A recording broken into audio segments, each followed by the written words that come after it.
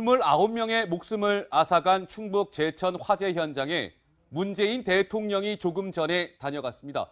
불은 1층 주차장 천장에서 시작된 것으로 보입니다. 현장 취재기자 연결하도록 하죠. 자, 김태영 기자 상황 전해주시죠. 네, 오늘 오후 2시쯤 문재인 대통령이 이곳 화재 현장에 도착했습니다. 건물 밖에서 불이 난 1층 필로티와 입구, 그리고 건물 외벽 등을 살펴봤는데요.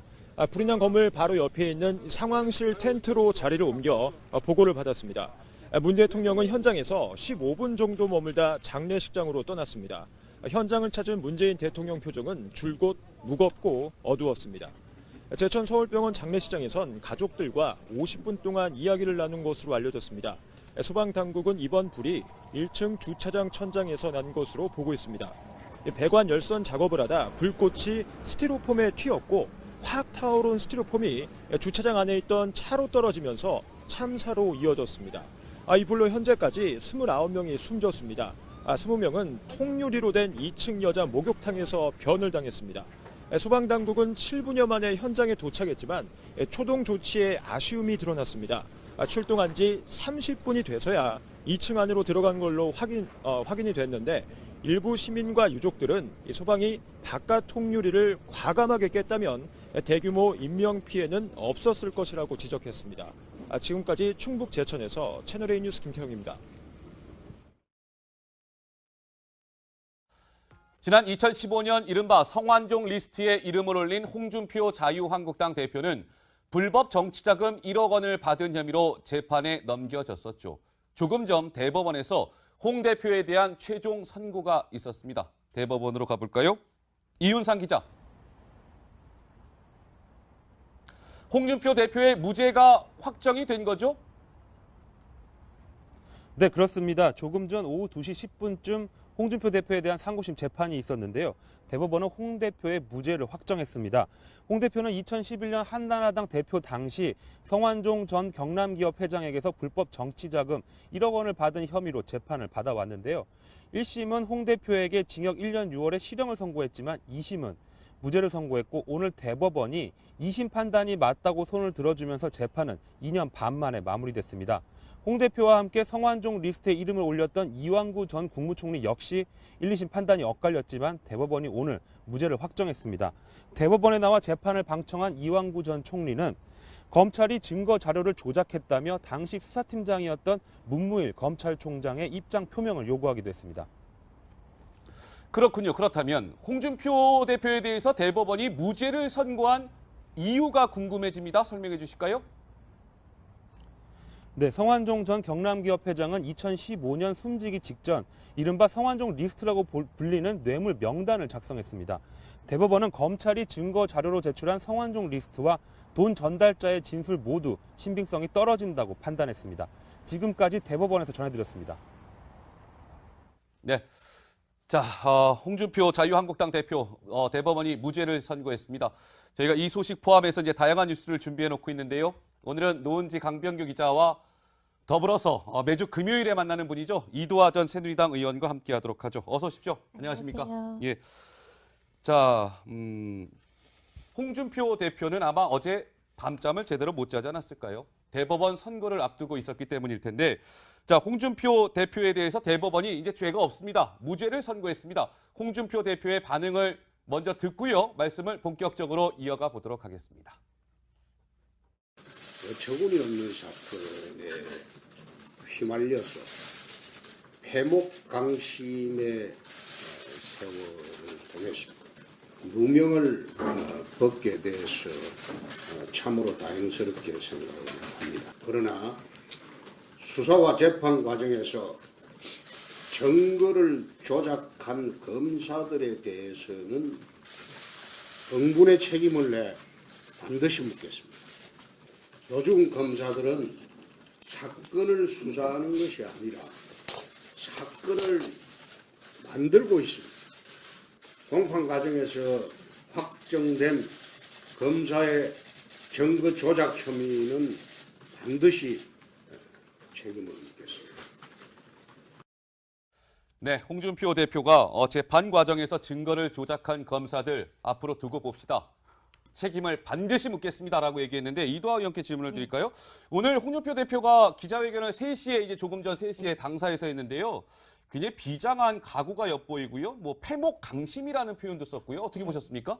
예, 근데 아무래도 사실 이제 좀 불안한 건 일정 부분 있었겠죠. 예. 이제 대법원 판결 선고가 날 때까지 확정적이지 않고 또 만약에 항소심 결과와 다른 결과가 나온다면 정치 인생에 있어서 너무나 큰 영향을 미칠 수밖에 없고요. 그렇기 때문에 불안한 마음은 있었겠지만 홍준표 대표도 사실은 법조인이기 때문에요. 네. 일정 부분 오늘 선고가 난다는 얘기를 듣고는 항소심 결과가 그대로 갈 거다라는 예상도 했을 겁니다. 그래서 이제 기자회견 준비를 하면서 패목강심 이 고사성어도 이제 이 성현의 가르침도 준비를 하신 것 같은데 예. 원래 패목강심 화기양제라 그래서 어허. 눈을 감고 마음을 가라앉히는 게 이제 화기를 다스리는 가장 좋은 방법이다. 그래서 뭐 몸이 아프거나 안 좋은 우환이 닥쳤을 때 오히려 내면을 돌아보는 계기가 돼서 좋은 점도 있다. 뭐 이런 얘긴데요. 뭐 예. 성현의 가르침이라고 하는데 그래서 오늘 그 말씀을 하신 것 같은데요.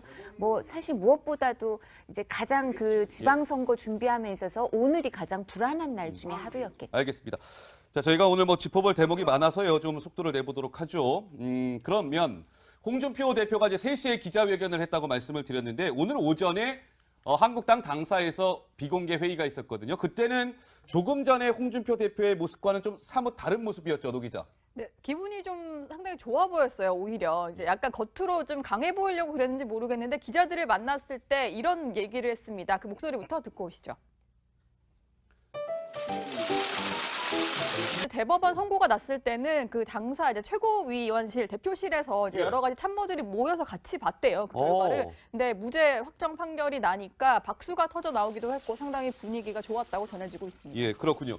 알겠습니다. 그 홍준표 대표는 2년 8개월 동안 이 성완종 리스트 사건 때문에 마음고생이 심했을 것 같습니다. 그래서 이제 패목강심이라는 표현도 쓴 것이겠죠. 자, 강병규 기자. 예. 홍준표 대표에 대해서 강 기자가 오늘 열심히 하루 종일 취재를 해봤는데 앵커 브리핑을 통해서 한번 좀 설명해 주실까요? 네, 그래서 나가서 좀 설명을 드리도록 하겠습니다. 네. 자, 이도하 의원께 질문을 드릴까요? 뭐 이도하 의원께서는 또 변호사시기도 하니까요. 자, 1심은 유죄, 2심은 무죄. 이제 대법원도 무죄를 선고했는데 그렇게 왔다 갔다 했고 결과적으로 무죄가 나온 결정적인 이유는 뭐라고 봐야 될까요? 예, 사실 이거는 이제 물증이 명확하게 있다고 하긴 좀 어려운 거죠. 왜냐하면 예. 전달자 얘기가 있으니까요. 아. 메모랑 진술, 그 돌아가신 분의 진술은 있지만 돌아가신 분이 나와서 이제 증언을 하긴 어렵죠, 법정에서. 근데 그러니까 이제 또 전달자가 있다는 입장인데요. 예. 근데 전달자의 진술이 좀 이제 왔다 갔다 했기 때문에 오락가락하다. 그래서 이 부분은 돈을 이렇게 사실 이제 법조인들은 이렇게 얘기를 하죠. 돈을 안 받았다는 확증이 있는 게 아니라 돈을 받았다는 사실을 검찰이 입증을 못했다 이렇게 예. 생각하는 거죠. 아. 그러니까 유죄의 입증을 검찰이 확실히 못하면 이제 피고인에게 유리하게 무죄로 보는 거니까요. 예, 근데 예. 저희가 아까 말씀드린 것처럼 항소심에서 무죄가 나오고 나서 대법원까지 지금 1년이 안 걸렸기 때문에 결론이 바뀌려면 시간이 오래 걸리거든요. 예, 예. 그래서 결론이 이 정도면 아마 항소심 결론이 그대로일 거라고 예상을 한 법조인들이 예. 많을 거고요. 예. 그리고 무엇보다도 이완구 전 총리보다 예. 홍준표 대표가 더 유리할 거라고 법조인 출신 국회의원들이 예상을 많이 했어요. 그랬군요. 그게 왜냐하면요. 예, 예. 이제 그 항소심에서 이제 그 재판 과정에서 예. 홍준표 대표의 변호사들은 그 성완종 전 회장의 진술이나 녹취 메모를 증거로 하는데 동의를 했어요. 예. 그걸 증거로 하는데 동의를 했는데도 다른 사람들의 진술이 오히려 홍 대표에게 아. 유리했기 때문에 무죄가 나온 거여서요. 예, 예. 그래서 이제 이완구 전 총리보다도 홍 대표가 무죄가 나올 가능성이 크다고 법조인들은 생각을 하고 있었죠. 예, 네. 알겠습니다. 근데 저는 홍 대표의 기자회견 중에 이 부분이 조금 궁금한데 강 어떤 부분이죠? 기자에게 한번 물어볼게요. 검찰에서 증거 조작했다라고 하면서 이 책임을 묻겠다라고 했는데 이게 가능한 일인가요? 예, 그렇죠. 저도 이제 기자 간담회에서 증거 위조죄를 묻겠다 이렇게 얘기해서 실제로 있는 건지 제가 법을 찾아봤는데 예. 실제로 증거 위조죄 항목이 있더라고요. 증거 위조죄. 네, 수사기관에서 이 증거를 조작했을 경우에 이제 소송을 걸 수 있는 그런 하나의 형법인데요. 예, 예. 자, 근데 뭐 일단 보면 이게 홍준표 대표의 원하는 대로 네. 이 증거 위조죄가 성립이 되는지는 좀 더 지켜봐야 될 것 같습니다. 근데 지금 강 예. 기자 그 부분도 중요하지만 이 부분을 짚어야 되겠죠. 왜냐하면 이 홍준표 대표의 1억 원을 받았다는 이 사건과 관련해서 당시에 특별수사팀장이 시청자 여러분 누구였냐면 지금 현 검찰총장인 문무일 검찰총장이 당시에 특별수사팀장을 맡았단 말이죠. 자, 그래서 오늘 기자들이 물었어요. 홍 대표한테. 그러면 문무일 검찰총장한테 지금은 책임을 묻겠다는 겁니까? 라고 물었더니 홍 대표는 문 총장은 또 그런 일을 안 했을 겁니다. 라고 하면서 약간 문 총장은 또 감싸는 듯한 발언을 했단 말이죠. 네. 강 기자, 이 부분은 어떻게 봐야 되는 겁니까? 기자들 사이에서도 좀 얘기를 나눴는데 우선 사실 이 수사를 지휘한 것은 문무일 검찰총장이지만 예. 수사에 가담을 한 거는 사실 일선에 직접 수사에 뛰어든 검사들입니다. 그렇기 때문에 문무일 총장과의 그 연관성이 좀 떨어졌을 가능성이 있겠다라고 생각할 수도 있고요. 예. 두 번째로는 문무일 검찰총장이 그래도 문재인 정부에서 들어서 할 말은 한다라고 생각을 나름 하지 않았겠냐. 감정론적인 측면도 있지 않겠냐라고 생각해 볼 수 있습니다. 예. 왜냐하면 문 총장이 모든 적폐 수사를 연내 마무리한다라고 하면서 청와대는 좀 약간 다른 입장을 냈잖아요. 예. 그것에 대해서 홍준표 대표가 조금 뭐 만족스러웠는지 감정적으로 좀 친근하게 느껴졌는지 모르겠지만 그런 의미도 있지 않을까 그렇게 생각해 볼 수 있을 것 같습니다. 알겠습니다. 자, 이 홍준표 대표가 이제 1심에서는 유죄를 선고받지 않았었습니까? 그때 굉장히 홍준표 대표가 억울해하는 장면을 저희가 볼 수 있었습니다. 뭐 저승에 가서 내가 성완종이한테 물어볼 거야 이렇게까지 얘기했었는데요. 그 목소리 듣고 말씀을 이어가 보도록 하겠습니다. 유죄 선고하는 거예요. 제가 받는 기분은 마치 무상강도 당한 그런 기분입니다. 돈은 엉뚱한 사람한테 다 줘놓고 왜 나한테 더 씌웠는지. 내 나중에 저승 가서 내 성완종한테 한번 물어보겠습니다. 자, 홍 대표 목소리를 들어봤는데 근데 어때요, 노 기자? 그 홍준표 대표랑 성완종 대표가 정말 개인적으로 좀 친분이 있는 사이입니까? 어떻습니까? 사실 성완종 전 의원의 어떤 지역구가 충청도잖아요. 그래서 지역구도 겹치지 않고 두 사람이 이렇게 실제로 홍준표 대표의 뭐 주장이긴 합니다만 뭐 사적인 자리에서 만난 적이 없다 이런 얘기를 하고 있고요. 개인적으로 본 적이 없고 안부 전화나 한두 번 정도 받은 적이 있을 뿐이다 이런 얘기를 했는데 예. 그러니까 본인이 건 것도 아니고 전화를 받았던 적이 있다 이런 얘기를 했고요. 그리고 뭐 기억을 거듭해 보니까 예전에 국회 대표실에서 맞추신 적이 있는 것 같다라고 했지만 계속해서 개인적인 친분이 전혀 없어서 상당히 억울하다 이런 주장을 해왔었습니다. 네, 시청자 여러분 아마 기억을 좀 이렇게 보시면 이런 생각들 나시지 않으십니까? 이 성완종 리스트 이제 이 사건이 터지면서 홍준표 대표가 자신의 어떤 처지를 어떤 단어에 이렇게 비유한 적이 참 많았습니다. 그래서 저희가 오늘 열심히 그 목소리를 찾아봤는데 한번 들어보고요. 말씀을 계속해서 이어가 보도록 하죠. 긴 여행을 가다 보면 돌뿌리에 걸려서 넘어질 때도 있고 가시에 찔릴 때도 있고 생채기가 날 때도 있습니다. 최근에도 이 성완종 리스트라는 올무에 지금 내가 얽혀 있습니다. 올무에 걸린 짐승이 빠져나가려고 몸부림치면 올무가 더 옥죄어집니다.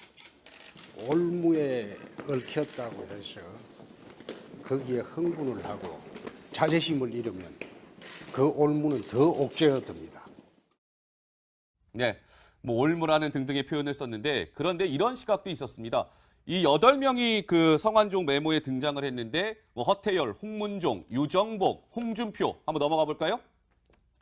자, 서병수, 김기춘, 이병기, 이완구 이렇게 8명이 등장을 했는데 사실 홍준표 대표를 제외하고 나머지 7명은 모조리 다 친박 진영이에요. 그래서 홍준표 대표 이름이 저때 있었을 때 홍준표 대표는 저기 있어야 될 사람이 아닌 것 같은데라는 시각도 있었거든요. 의원님 어떻습니까? 예, 사실 좀 예. 결이 다른 인물이죠. 이제 친박의 핵심이라고 내지는 그 선거대책위원회, 대통령 선거대책위원회나 이렇게 당에서 그 관련해서 아주 주요 당직을 맡고 있던 분들 이름이 많이 오르내렸는데요. 이제 또 저때 주의해야 될 게 이제 서병수라는 이름이 있었던 건 아니고 부산시장이고, 그죠? 뭐 또 이병기 실장이나 뭐 이완구 이런 분들은 금액이 적혀 있지는 않았고 뭐 이런 부분은 있습니다. 있습니다만 기본적으로 대선에서 중요한 직책을 차지하고 있던 분인데 이제 홍준표 대표는 좀 그 친박이라고 하긴 좀 어려운 사람이었기 때문에 왜 여기에 있냐. 그래서 본인도 그와 관련해서 이제 분리 전략을 썼고 재판에서도 네. 그리고 내가 억울하다, 올무라는 표현을 썼는데 그래서 올무에 얽혔다고 해서 흥분하고 자존심을 잃으면 안 되고 예. 그럼 더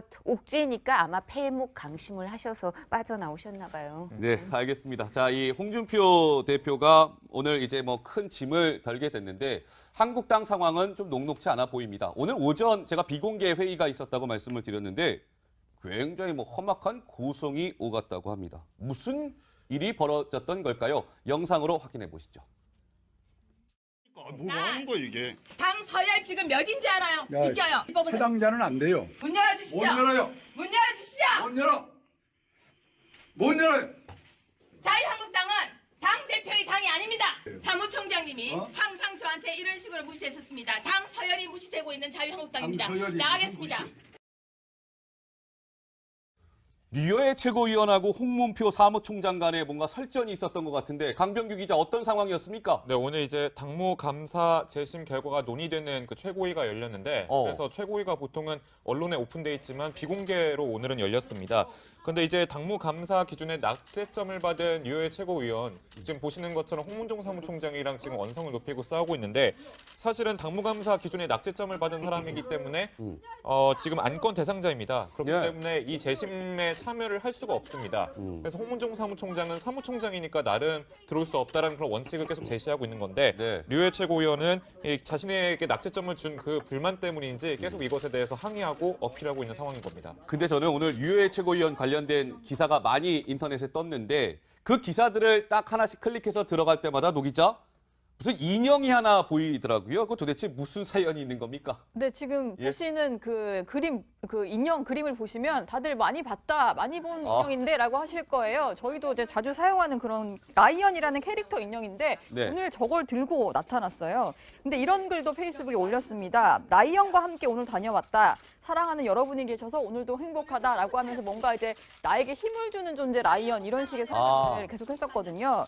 뭐 본인이 좀 약간 힘이 들다 보니까 외로워서 데리고 왔다. 내가 좀 많이 울보지 않냐라고 하면서 저렇게 라이언을 계속 들고 설명을 하는 모습을 보여서 사실 좀 많이 성인이잖아요. 성인이 네. 저렇게 인형에 의지하는 모습을 보이는 게 좀 이례적이어서 기자들 사이에서도 상당히 뭐 왜 저랬을까 여러 가지 얘기들이 많이 나왔었습니다. 근데 이도하 형께 좀 질문을 드릴까요? 저는 저 인형을 들고 나온 모습을 보면서 저희 흔히 볼 수 있는 모습은 아니잖아요. 저 류호의 최고위원의 저 지금 뭐랄까요?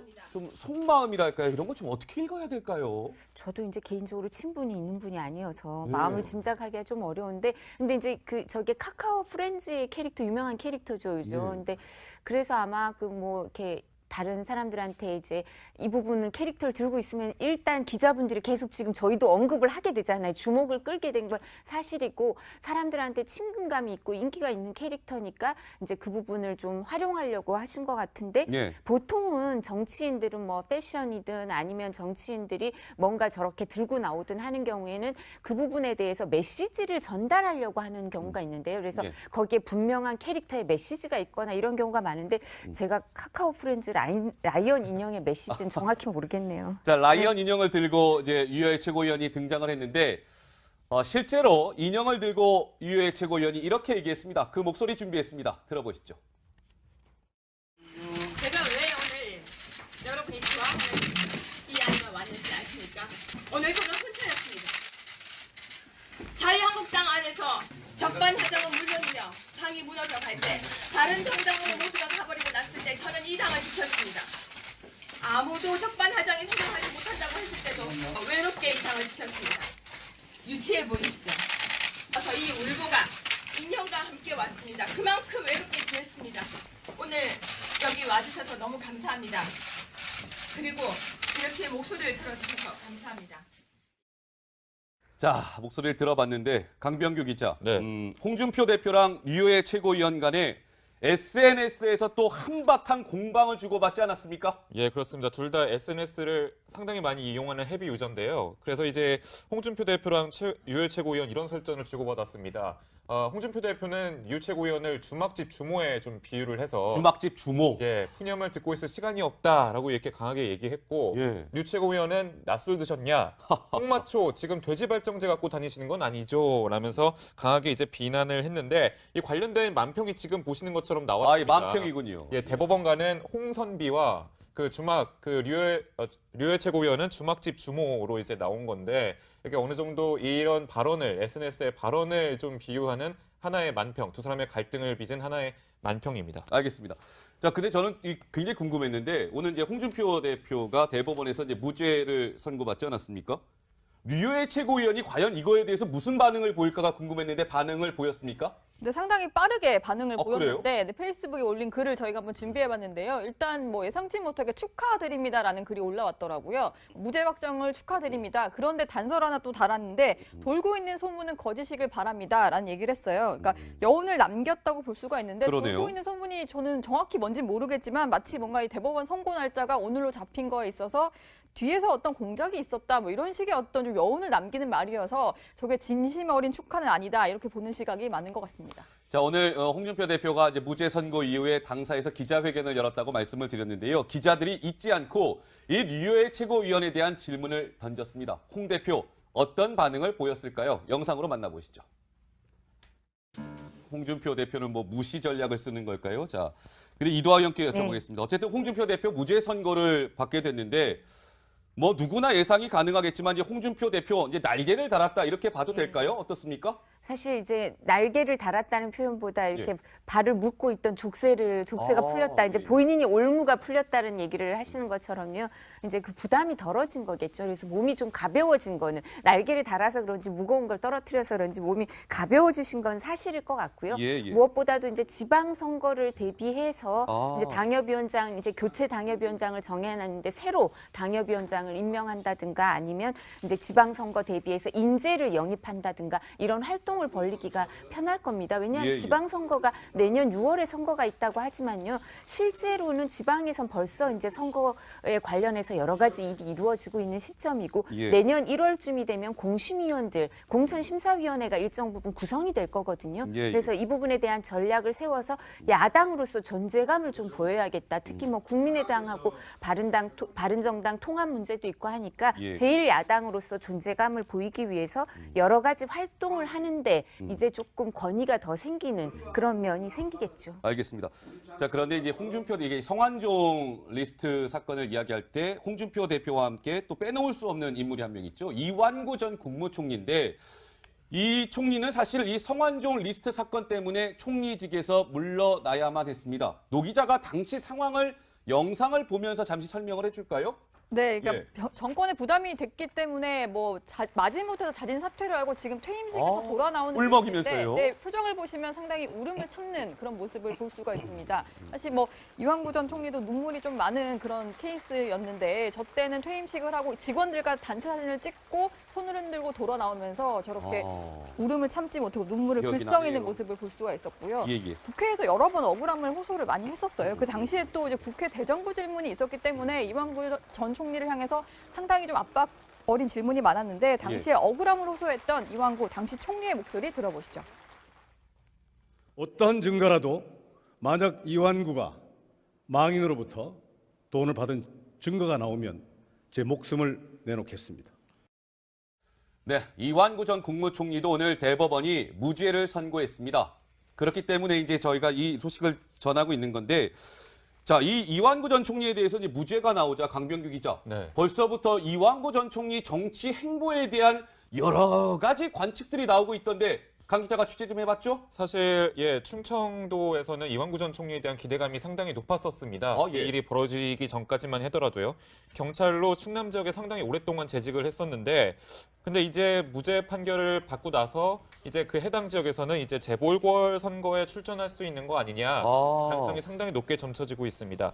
재밌는 거는 이제 2심에서 무죄가 나왔는데 제가 취재하기로는 본인의 운전기사, 어떤 폭로를 했던 본인의 운전기사였던 사람을 명예훼손으로 고발을 하기도 했었어요. 예, 그러니까 예. 본인의 명예훼손에 상당히 의혹이 있는 사람이고 그럼 이제 남은 건 정치적인 그런 명예를 회복하는, 되찾는 그런 일이거든요. 예, 예. 그래서 이제는 뭐 솔솔 다시 재보궐 선거를 통해서 자신도 이제 박근혜 정부의 희생양이다. 어허. 예, 그런 메시지를 좀 전달할 것으로 점쳐지고 있습니다. 알겠습니다. 벌써부터 먼저 6월에 있을 재보궐선거 출마설이 나온다고 하는데 정치 데스크 시간을 주목해 주시면 저희가 열심히 취재해서 또 새로운 소식을 알려드리도록 하겠습니다. 항소심에서 무죄가 나오고 나서 대법원까지 지금 1년이 안 걸렸기 때문에 결론이 바뀌려면 시간이 오래 걸리거든요. 예. 그래서 결론이 이 정도면 아마 항소심 결론이 그대로일 거라고 예상을 한 법조인들이 예. 많을 거고요. 예. 그리고 무엇보다도 이완구 전 총리보다 예. 홍준표 대표가 더 유리할 거라고 법조인 출신 국회의원들이 예상을 많이 했어요. 그랬군요. 그게 왜냐하면요. 예, 예. 이제 그 항소심에서 이제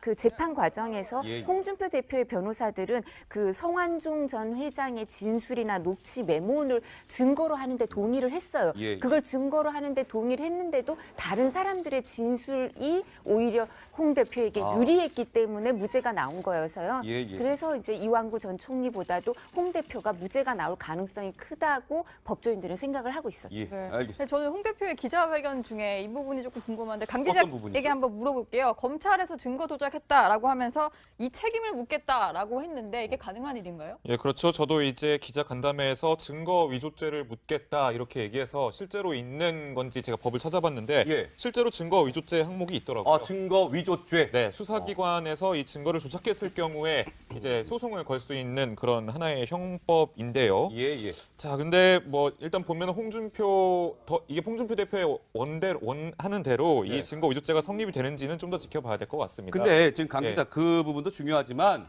이 부분을 짚어야 되겠죠. 왜냐하면 이 홍준표 대표의 1억 원을 받았다는 이 사건과 관련해서 당시에 특별수사팀장이 시청자 여러분 누구였냐면 지금 현 검찰총장인 문무일 검찰총장이 당시에 특별수사팀장을 맡았단 말이죠. 자, 그래서 오늘 기자들이 물었어요. 홍 대표한테. 그러면 문무일 검찰총장한테 지금은 책임을 묻겠다는 겁니까? 라고 물었더니 홍 대표는 문 총장은 또 그런 일을 안 했을 겁니다. 라고 하면서 약간 문 총장은 또 감싸는 듯한 발언을 했단 말이죠. 네, 강 기자, 이 부분은 어떻게 봐야 되는 겁니까? 기자들 사이에서도 좀 얘기를 나눴는데 우선 사실 이 수사를 지휘한 것은 문무일 검찰총장이지만 예. 수사에 가담을 한 거는 사실 일선에 직접 수사에 뛰어든 검사들입니다. 그렇기 때문에 문무일 총장과의 그 연관성이 좀 떨어졌을 가능성이 있겠다라고 생각할 수도 있고요. 예. 두 번째로는 문무일 검찰총장이 그래도 문재인 정부에서 들어서 할 말은 한다라고 생각을 나름 하지 않았겠냐. 감정론적인 측면도 있지 않겠냐라고 생각해 볼 수 있습니다. 예. 왜냐하면 문 총장이 모든 적폐 수사를 연내 마무리한다라고 하면서 청와대는 좀 약간 다른 입장을 냈잖아요. 예. 그것에 대해서 홍준표 대표가 조금 뭐 만족스러웠는지 감정적으로 좀 친근하게 느껴졌는지 모르겠지만 그런 의미도 있지 않을까 그렇게 생각해 볼 수 있을 것 같습니다. 알겠습니다. 자, 이 홍준표 대표가 이제 1심에서는 유죄를 선고받지 않았었습니까? 그때 굉장히 홍준표 대표가 억울해하는 장면을 저희가 볼 수 있었습니다. 뭐 저승에 가서 내가 성완종이한테 물어볼 거야 이렇게까지 얘기했었는데요. 그 목소리 듣고 말씀을 이어가 보도록 하겠습니다. 유죄 선고하는 거예요. 제가 받는 기분은 마치 무상강도 당한 그런 기분입니다. 돈은 엉뚱한 사람한테 다 줘놓고 왜 나한테 더 씌웠는지. 내 나중에 저승 가서 내 성완종한테 한번 물어보겠습니다. 자, 홍 대표 목소리를 들어봤는데 근데 어때요, 노 기자? 그 홍준표 대표랑 성완종 대표가 정말 개인적으로 좀 친분이 있는 사이입니까? 어떻습니까? 사실 성완종 전 의원의 어떤 지역구가 충청도잖아요. 그래서 지역구도 겹치지 않고 두 사람이 이렇게 실제로 홍준표 대표의 뭐 주장이긴 합니다만 뭐 사적인 자리에서 만난 적이 없다 이런 얘기를 하고 있고요. 개인적으로 본 적이 없고 안부 전화나 한두 번 정도 받은 적이 있을 뿐이다 이런 얘기를 했는데 예. 그러니까 본인이 건 것도 아니고 전화를 받았던 적이 있다 이런 얘기를 했고요. 그리고 뭐 기억을 거듭해 보니까 예전에 국회 대표실에서 맞추신 적이 있는 것 같다라고 했지만 계속해서 개인적인 친분이 전혀 없어서 상당히 억울하다 이런 주장을 해왔었습니다. 네, 시청자 여러분 아마 기억을 좀 이렇게 보시면 이런 생각들 나시지 않으십니까? 이 성완종 리스트 이제 이 사건이 터지면서 홍준표 대표 누명을 벗게 돼서 참으로 다행스럽게 생각을 합니다. 그러나 수사와 재판 과정에서 증거를 조작한 검사들에 대해서는 응분의 책임을 내 반드시 묻겠습니다. 요즘 검사들은 사건을 수사하는 것이 아니라 사건을 만들고 있습니다. 공판 과정에서 확정된 검사의 증거 조작 혐의는 반드시 책임을 묻겠습니다. 네, 홍준표 대표가 재판 과정에서 증거를 조작한 검사들 앞으로 두고 봅시다. 책임을 반드시 묻겠습니다라고 얘기했는데 이도하 의원께 질문을 드릴까요? 오늘 홍준표 대표가 기자회견을 3시에 이제 조금 전 3시에 당사에서 했는데요. 굉장히 비장한 각오가 엿보이고요. 뭐 패목 강심이라는 표현도 썼고요. 어떻게 보셨습니까? 예, 근데 아무래도 사실 이제 좀 불안한 건 일정 부분 있었겠죠. 예. 이제 대법원 판결 선고가 날 때까지 확정적이지 않고 또 만약에 항소심 결과와 다른 결과가 나온다면 정치 인생에 있어서 너무나 큰 영향을 미칠 수밖에 없고요. 그렇기 때문에 불안한 마음은 있었겠지만 홍준표 대표도 사실은 법조인이기 때문에요. 네. 일정 부분 오늘 선고가 난다는 얘기를 듣고는 항소심 결과가 그대로 갈 거다라는 예상도 했을 겁니다. 그래서 이제 기자회견 준비를 하면서 패목강심 이 고사성어도 이제 이 성현의 가르침도 준비를 하신 것 같은데 예. 원래 패목강심 화기양제라 그래서 어허. 눈을 감고 마음을 가라앉히는 게 이제 화기를 다스리는 가장 좋은 방법이다. 그래서 뭐 몸이 아프거나 안 좋은 우환이 닥쳤을 때 오히려 내면을 돌아보는 계기가 돼서 좋은 점도 있다. 뭐 이런 얘긴데요. 뭐 예. 성현의 가르침이라고 하는데 그래서 오늘 그 말씀을 하신 것 같은데요. 뭐 사실 무엇보다도 이제 가장 그 지방선거 준비함에 있어서 오늘이 가장 불안한 날 중에 하루였겠죠. 알겠습니다. 자, 저희가 오늘 뭐 짚어볼 대목이 많아서요. 좀 속도를 내보도록 하죠. 그러면 홍준표 대표가 이제 3시에 기자회견을 했다고 말씀을 드렸는데 오늘 오전에 한국당 당사에서 비공개 회의가 있었거든요. 그때는 조금 전에 홍준표 대표의 모습과는 좀 사뭇 다른 모습이었죠, 노 기자. 네, 기분이 좀 상당히 좋아 보였어요. 오히려 이제 약간 겉으로 좀 강해 보이려고 그랬는지 모르겠는데 기자들을 만났을 때 이런 얘기를 했습니다. 그 목소리부터 듣고 오시죠. 대법원 선고가 났을 때는 그 당사 이제 최고위원실 대표실에서 이제 예. 여러 가지 참모들이 모여서 같이 봤대요. 그 결과를. 근데 무죄 확정 판결이 나니까 박수가 터져 나오기도 했고 상당히 분위기가 좋았다고 전해지고 있습니다. 예, 그렇군요. 알겠습니다. 그 홍준표 대표는 2년 8개월 동안 이 성완종 리스트 사건 때문에 마음고생이 심했을 것 같습니다. 그래서 이제 패목강심이라는 표현도 쓴 것이겠죠. 자, 강병규 기자. 예. 홍준표 대표에 대해서 강 기자가 오늘 열심히 하루 종일 취재를 해봤는데 앵커 브리핑을 통해서 한번 좀 설명해 주실까요? 네, 그래서 나가서 좀 설명을 드리도록 하겠습니다. 네. 자, 이도하 의원께 질문을 드릴까요? 뭐 이도하 의원께서는 또 변호사시기도 하니까요. 자, 1심은 유죄, 2심은 무죄. 이제 대법원도 무죄를 선고했는데 그렇게 왔다 갔다 했고 결과적으로 무죄가 나온 결정적인 이유는 뭐라고 봐야 될까요? 예, 사실 이거는 이제 물증이 명확하게 있다고 하긴 좀 어려운 거죠. 왜냐하면 예. 전달자 얘기가 있으니까요. 아. 메모랑 진술, 그 돌아가신 분의 진술은 있지만 돌아가신 분이 나와서 이제 증언을 하긴 어렵죠, 법정에서. 근데 그러니까 이제 또 전달자가 있다는 입장인데요. 예. 근데 전달자의 진술이 좀 이제 왔다 갔다 했기 때문에 오락가락하다. 그래서 이 부분은 돈을 이렇게 사실 이제 법조인들은 이렇게 얘기를 하죠. 돈을 안 받았다는 확증이 있는 게 아니라 돈을 받았다는 사실을 검찰이 입증을 못했다 이렇게 예. 생각하는 거죠. 아. 그러니까 유죄의 입증을 검찰이 확실히 못하면 이제 피고인에게 유리하게 무죄로 보는 거니까요. 예, 근데 예. 저희가 아까 말씀드린 것처럼 자신의 어떤 처지를 어떤 단어에 이렇게 비유한 적이 참 많았습니다. 그래서 저희가 오늘 열심히 그 목소리를 찾아봤는데 한번 들어보고요. 말씀을 계속해서 이어가 보도록 하죠. 긴 여행을 가다 보면 돌뿌리에 걸려서 넘어질 때도 있고 가시에 찔릴 때도 있고 생채기가 날 때도 있습니다. 최근에도 이 성완종 리스트라는 올무에 지금 내가 얽혀 있습니다. 올무에 걸린 짐승이 빠져나가려고 몸부림치면 올무가 더 옥죄어집니다. 올무에 얽혔다고 해서 거기에 흥분을 하고 자존심을 잃으면 그 올무는 더 옥죄어집니다. 네, 뭐 올무라는 등등의 표현을 썼는데 그런데 이런 시각도 있었습니다. 이 8명이 그 성완종 메모에 등장을 했는데 뭐 허태열, 홍문종, 유정복, 홍준표 한번 넘어가 볼까요? 자, 서병수, 김기춘, 이병기, 이완구 이렇게 8명이 등장을 했는데 사실 홍준표 대표를 제외하고 나머지 7명은 모조리 다 친박 진영이에요. 그래서 홍준표 대표 이름이 저때 있었을 때 홍준표 대표는 저기 있어야 될 사람이 아닌 것 같은데라는 시각도 있었거든요. 의원님 어떻습니까? 예, 사실 좀 예. 결이 다른 인물이죠. 이제 친박의 핵심이라고 내지는 그 선거대책위원회, 대통령 선거대책위원회나 이렇게 당에서 그 관련해서 아주 주요 당직을 맡고 있던 분들 이름이 많이 오르내렸는데요. 이제 또 저때 주의해야 될 게 이제 서병수라는 이름이 있었던 건 아니고 부산시장이고, 그죠? 뭐 또 이병기 실장이나 뭐 이완구 이런 분들은 금액이 적혀 있지는 않았고 뭐 이런 부분은 있습니다만 기본적으로 대선에서 중요한 직책을 차지하고 있던 분인데 이제 홍준표 대표는 좀 그 친박이라고 하긴 좀 어려운 사람이었기 때문에 왜 여기에 있냐. 그래서 본인도 그와 관련해서 이제 분리 전략을 썼고 재판에서도 네. 그리고 내가 억울하다, 올무라는 표현을 썼는데 그래서 올무에 얽혔다고 해서 흥분하고 자제심을 잃으면 안 되고 예. 그럼 더 옥죄니까 아마 폐목 강심을 하셔서 빠져나오셨나 봐요. 네, 알겠습니다. 자, 이 홍준표 대표가 오늘 이제 뭐 큰 짐을 덜게 됐는데 한국당 상황은 좀 녹록치 않아 보입니다. 오늘 오전 제가 비공개 회의가 있었다고 말씀을 드렸는데 굉장히 뭐 험악한 고성이 오갔다고 합니다. 무슨 일이 벌어졌던 걸까요? 영상으로 확인해 보시죠. 뭐 하는 거야 이게? 당 서열 지금 몇인지 알아요? 야, 믿겨요. 뽑으세요. 해당자는 안 돼요. 문 열어주십시오. 못 열어요. 문 열어주십시오. 못 열어. 못 열어요. 자유한국당은 당 대표의 당이 아닙니다. 사무총장님이 어? 항상 저한테 이런 식으로 무시했었습니다. 당 서열이 무시되고 있는 자유한국당입니다. 당 서열이 나가겠습니다. 무시.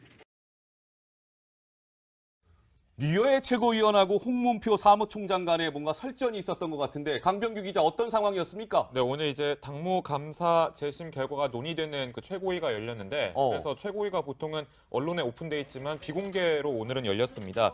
근데 이제 당무 감사 기준에 낙제점을 받은 류호의 최고위원 지금 보시는 것처럼 홍문종 사무총장이랑 지금 원성을 높이고 싸우고 있는데 사실은 당무 감사 기준에 낙제점을 받은 사람이기 때문에 지금 안건 대상자입니다. 그렇기 네. 때문에 이 재심에 참여를 할 수가 없습니다. 그래서 홍문종 사무총장은 사무총장이니까 나름 들어올 수 없다라는 그런 원칙을 계속 제시하고 있는 건데 네. 류호의 최고위원은 이 자신에게 낙제점을 준 그 불만 때문인지 계속 이것에 대해서 항의하고 어필하고 있는 상황인 겁니다. 근데 저는 오늘 류호의 최고위원 관련된 기사가 많이 인터넷에 떴는데 그 기사들을 딱 하나씩 클릭해서 들어갈 때마다 노 기자 무슨 인형이 하나 보이더라고요. 그거 도대체 무슨 사연이 있는 겁니까? 근데 지금 예. 보시는 그 그림, 그 인형 그림을 보시면 다들 많이 봤다, 많이 본 인형인데라고 하실 거예요. 저희도 이제 자주 사용하는 그런 라이언이라는 캐릭터 인형인데 네. 오늘 저걸 들고 나타났어요. 근데 이런 글도 페이스북에 올렸습니다. 라이언과 함께 오늘 다녀왔다. 사랑하는 여러분이 계셔서 오늘도 행복하다라고 하면서 뭔가 이제 나에게 힘을 주는 존재 라이언 이런 식의 설명을 계속 했었거든요. 뭐 본인이 좀 약간 힘이 들다 보니까 외로워서 데리고 왔다. 내가 좀 많이 울보지 않냐라고 하면서 저렇게 라이언을 계속 들고 설명을 하는 모습을 보여서 사실 좀 많이 성인이잖아요. 성인이 네. 저렇게 인형에 의지하는 모습을 보이는 게 좀 이례적이어서 기자들 사이에서도 상당히 뭐 왜 저랬을까 여러 가지 얘기들이 많이 나왔었습니다. 근데 이도하영께 좀 질문을 드릴까요? 저는 저 인형을 들고 나온 모습을 보면서 저희 흔히 볼 수 있는 모습은 아니잖아요. 저 류호의 최고위원의 저 지금 뭐랄까요? 좀 속마음이랄까요? 이런 거 좀 어떻게 읽어야 될까요? 저도 이제 개인적으로 친분이 있는 분이 아니어서 네. 마음을 짐작하기가 좀 어려운데 근데 이제 저게 카카오 프렌즈의 캐릭터 유명한 캐릭터죠, 요즘. 네. 근데 그래서 아마 그 뭐 이렇게 다른 사람들한테 이제 이 부분을 캐릭터를 들고 있으면 일단 기자분들이 계속 지금 저희도 언급을 하게 되잖아요. 주목을 끌게 된 건 사실이고 사람들한테 친근감이 있고 인기가 있는 캐릭터니까 이제 그 부분을 좀 활용하려고 하신 것 같은데 예. 보통은 정치인들은 뭐 패션이든 아니면 정치인들이 뭔가 저렇게 들고 나오든 하는 경우에는 그 부분에 대해서 메시지를 전달하려고 하는 경우가 있는데요. 그래서 예. 거기에 분명한 캐릭터의 메시지가 있거나 이런 경우가 많은데 제가 카카오 프렌즈 라이언 인형의 메시지는 정확히 모르겠네요. 자, 라이언 인형을 들고 이제 류호의 최고위원이 등장을 했는데 실제로 인형을 들고 류호의 최고위원이 이렇게 얘기했습니다. 그 목소리 준비했습니다. 들어보시죠. 제가 왜 오늘 여러분이 좋아하는 이 아이가 왔는지 아십니까? 오늘 저는 혼자였습니다. 자유한국당 안에서 적반하장은 물론이며 당이 무너져 갈 때 다른 정당으로 모두가 가버리고 났을 때 저는 이 당을 지켰습니다. 아무도 적반하장에 소통하지 못한다고 했을 때도 외롭게 이 당을 지켰습니다. 유치해 보이시죠? 그래서 이 울보가 인연과 함께 왔습니다. 그만큼 외롭게 지냈습니다. 오늘 여기 와주셔서 너무 감사합니다. 그리고 이렇게 목소리를 들어주셔서 감사합니다. 자, 목소리를 들어봤는데 강병규 기자, 네. 홍준표 대표랑 유효의 최고위원 간에 SNS에서 또 한바탕 공방을 주고받지 않았습니까? 예, 그렇습니다. 둘 다 SNS를 상당히 많이 이용하는 헤비 유저인데요. 그래서 이제 홍준표 대표랑 유해 최고위원 이런 설전을 주고받았습니다. 홍준표 대표는 유 최고위원을 주막집 주모에 좀 비유를 해서 주막집 주모. 예, 푸념을 듣고 있을 시간이 없다라고 이렇게 강하게 얘기했고 예. 유 최고위원은 낮술 드셨냐? 홍마초 지금 돼지발정제 갖고 다니시는 건 아니죠? 라면서 강하게 이제 비난을 했는데 이 관련된 만평이 지금 보시는 것처럼 나왔습니다. 만평이군요. 예, 대법원과는 홍선비와 류해 최고위원은 주막집 주모로 이제 나온 건데 이게 어느 정도 이런 발언을 SNS의 발언을 좀 비유하는 하나의 만평, 두 사람의 갈등을 빚은 하나의 만평입니다. 알겠습니다. 자, 근데 저는 굉장히 궁금했는데 오늘 이제 홍준표 대표가 대법원에서 이제 무죄를 선고받지 않았습니까? 류해 최고위원이 과연 이거에 대해서 무슨 반응을 보일까가 궁금했는데 반응을 보였습니까? 근데 상당히 빠르게 반응을 보였는데 그래요? 네, 페이스북에 올린 글을 저희가 한번 준비해봤는데요. 일단 뭐 예상치 못하게 축하드립니다라는 글이 올라왔더라고요. 무죄 확정을 축하드립니다. 그런데 단서 하나 또 달았는데 돌고 있는 소문은 거짓이길 바랍니다라는 얘기를 했어요. 그러니까 여운을 남겼다고 볼 수가 있는데 그러네요. 돌고 있는 소문이 저는 정확히 뭔지 모르겠지만 마치 뭔가 이 대법원 선고 날짜가 오늘로 잡힌 거에 있어서 뒤에서 어떤 공작이 있었다 뭐 이런 식의 어떤 좀 여운을 남기는 말이어서 저게 진심 어린 축하는 아니다 이렇게 보는 시각이 많은 것 같습니다. 자, 오늘 홍준표 대표가 이제 무죄 선고 이후에 당사에서 기자회견을 열었다고 말씀을 드렸는데요. 기자들이 잊지 않고 이 류해 최고위원에 대한 질문을 던졌습니다. 홍 대표 어떤 반응을 보였을까요? 영상으로 만나보시죠. 홍준표 대표는 29명의 목숨을 앗아간 충북 제천 화재 현장에 문재인 대통령이 조금 전에 다녀갔습니다. 불은 1층 주차장 천장에서 시작된 것으로 보입니다. 현장 취재기자 연결하도록 하죠. 자, 김태영 기자 상황 전해주시죠. 네, 오늘 오후 2시쯤 문재인 대통령이 이곳 화재 현장에 도착했습니다. 건물 밖에서 불이 난 1층 필로티와 입구, 그리고 건물 외벽 등을 살펴봤는데요. 불이 난 건물 바로 옆에 있는 상황실 텐트로 자리를 옮겨 보고를 받았습니다. 문 대통령은 현장에서 15분 정도 머물다 장례식장으로 떠났습니다. 현장을 찾은 문재인 대통령 표정은 줄곧 무겁고 어두웠습니다. 제천 서울병원 장례식장에선 가족들과 50분 동안 이야기를 나눈 것으로 알려졌습니다. 소방당국은 이번 불이 1층 주차장 천장에서 난 것으로 보고 있습니다. 배관 열선 작업을 하다 불꽃이 스티로폼에 튀었고 확 타오른 스티로폼이 주차장 안에 있던 차로 떨어지면서 참사로 이어졌습니다. 이 불로 현재까지 29명이 숨졌습니다. 20명은 통유리로 된 2층 여자 목욕탕에서 변을 당했습니다. 소방당국은 7분여 만에 현장에 도착했지만 초동 조치에 아쉬움이 드러났습니다. 출동한 지 30분이 돼서야 2층 안으로 들어간 걸로 확인이 됐는데 일부 시민과 유족들은 이 소방이 바깥 통유리를 과감하게 깼다면 대규모 인명피해는 없었을 것이라고 지적했습니다. 지금까지 충북 제천에서 채널A 뉴스 김태형입니다. 지난 2015년 이른바 성완종 리스트에 이름을 올린 홍준표 자유한국당 대표는 불법 정치자금 1억 원을 받은 혐의로 재판에 넘겨졌었죠. 조금 전 대법원에서 홍 대표에 대한 최종 선고가 있었습니다. 대법원으로 가볼까요? 이윤상 기자. 홍준표 대표의 무죄가 확정이 된 거죠? 네, 그렇습니다. 조금 전 오후 2시 10분쯤 홍준표 대표에 대한 상고심 재판이 있었는데요. 대법원은 홍 대표의 무죄를 확정했습니다. 홍 대표는 2011년 한나라당 대표 당시 성완종 전 경남기업 회장에게서 불법 정치자금 1억 원을 받은 혐의로 재판을 받아왔는데요. 1심은 홍 대표에게 징역 1년 6월에 실형을 선고했지만 2심은 무죄를 선고했고 오늘 대법원이 2심 판단이 맞다고 손을 들어주면서 재판은 2년 반 만에 마무리됐습니다. 홍 대표와 함께 성완종 리스트에 이름을 올렸던 이완구 전 국무총리 역시 1, 2심 판단이 엇갈렸지만 대법원이 오늘 무죄를 확정했습니다. 대법원에 나와 재판을 방청한 이완구 전 총리는 검찰이 증거 자료를 조작했다며 당시 수사팀장이었던 문무일 검찰총장의 입장 표명을 요구하기도 했습니다. 그렇군요. 그렇다면 홍준표 대표에 대해서 대법원이 무죄를 선고한 이유가 궁금해집니다. 설명해 주실까요? 네, 성완종 전 경남기업 회장은 2015년 숨지기 직전 이른바 성완종 리스트라고 불리는 뇌물 명단을 작성했습니다. 대법원은 검찰이 증거 자료로 제출한 성완종 리스트와 돈 전달자의 진술 모두 신빙성이 떨어진다고 판단했습니다. 지금까지 대법원에서 전해드렸습니다. 네. 자, 홍준표 자유한국당 대표 대법원이 무죄를 선고했습니다. 저희가 이 소식 포함해서 이제 다양한 뉴스를 준비해 놓고 있는데요. 오늘은 노은지 강병규 기자와 더불어서 매주 금요일에 만나는 분이죠. 이두하 전 새누리당 의원과 함께하도록 하죠. 어서 오십시오. 안녕하십니까? 안녕하세요. 예. 자, 홍준표 대표는 아마 어제 밤잠을 제대로 못 자지 않았을까요? 대법원 선고를 앞두고 있었기 때문일 텐데, 자, 홍준표 대표에 대해서 대법원이 이제 죄가 없습니다. 무죄를 선고했습니다. 홍준표 대표의 반응을 먼저 듣고요. 말씀을 본격적으로 이어가 보도록 하겠습니다.